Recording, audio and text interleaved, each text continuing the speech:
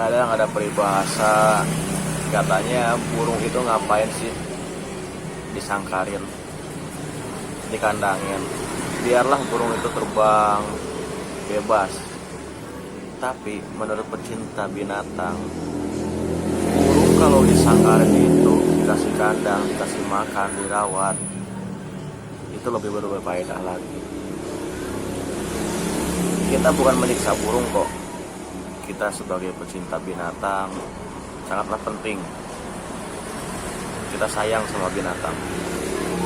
Jadi bukan menyiksa binatang, tapi menyayangi.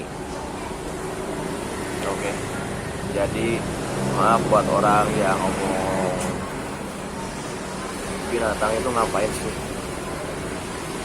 dikandangin. Tapi tetap versi kita pecinta binatang, bukan penyiksa binatang.